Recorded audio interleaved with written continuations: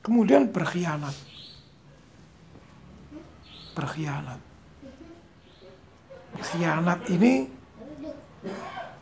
seharusnya tidak punya tempat di bumi Allah. Karena faktor pengkhianatan banyak sekali program-program besar, program suci terbongkar oleh musuh dan akhirnya terpuruk. Karena faktor pengkhianatan. Ada alasan di antara kenapa orang itu bisa berkhianat. Karena dia merasa dirinya punya sesuatu dan minta dihargai.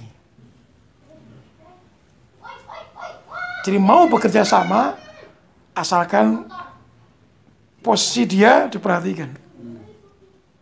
Jadi ketika dia merasa tidak mendapatkan porsi yang semestinya, dia bisa berkhianat. Nanti ketika terbongkar bahwa kubunya terkalahkan, ketika diminta keterangan, lah ente tidak kasih anak posisi yang tepat buat anak kok.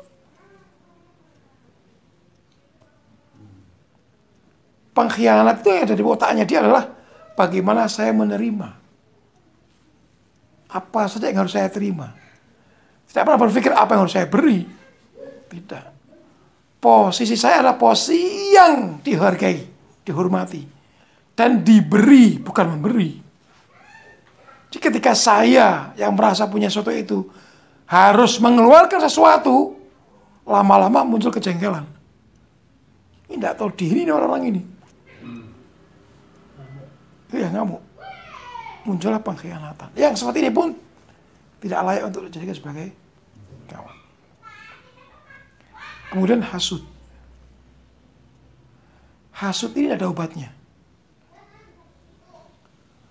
Kalau dia mau berupaya menghilangkan rasa hasadnya, maka dia harus tanamkan dalam diri dia bahwa orang yang dia hasud itu lebih baik dari dia. Dan itu berat. Padahal itu problem intinya. Orang yang hasud akan merasa bahwa apa yang dimiliki oleh orang lain itu tidak berhak untuk dimiliki. Karena itu harusnya haknya dia. Berangkat dari situ dia muncul perasaan hasad itu. Dan tanpa dia sadari orang yang hasud itu sudah melecehkan Allah SWT. Karena dianggap Allah ketika menganugerahkan nikmat kepada hamba yang bernama fulan ini, dianggap sama si orang ini tidak tepat, tidak layak, salah. Harusnya ke saya. Bahkan ketika orang yang dihasuti meninggal pun belum tentu hilang hasadnya. Ketika ada orang menceritakan kebaikan almarhum, bisa jadi muncul lagi itu. Ya dia baik, tapi tidak seperti yang kita katakan lah. Muncul ada tapinya ini. Ini hasad. Jadi penyakit ini awalnya muncul bahwa di mata dia selain dirinya itu kecil. Selain dirinya tidak berkelayakan. Dan bahwa setiap kenikmatan dimiliki oleh orang lain itu tidak berhak untuk dimilikinya. Tapi itu hanya dia mestinya. Dan paling mendasar adalah bahwa orang hasud adalah orang yang menyalahkan keputusan Allah. Jadi tampak seolah-olah orang hasud itu kafir. Menyalahkan Allah kok. Allah ngasih nikmat kepada si fulan, dia katakan tidak berhak. Si fulan dapat nikmat, harusnya anak. Berarti kan Allah salah ini dalam memberikan nikmat. Ini hasud. Kalau dikata al-hasud la yasud, tidak akan mencapai apa yang diharapkan, memang tidak ada. Tidak ada.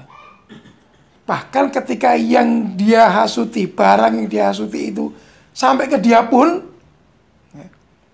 dia masih akan lecehkan orang itu. Memang ini punya anak, pantasnya bukan punya ente, masih nyakiti lagi. Ini hasud. Harusnya memang saya, bukan ente. Kok tangan anda tepat? Ente apa? Tidak usah apa-apa. Dia masih nyakiti. Jadi ada orang yang tersakiti dengan omongan dia. Ya saya ini hagak. Khudlah, kita ambil buat ente susah. Bukannya maskur, lah ini memang di tempat yang tepat ini. Ketika barang di tangan ente, tidak layak ente. Tidak layak tangan ente. Layak tangan anak. Ini orang hasud.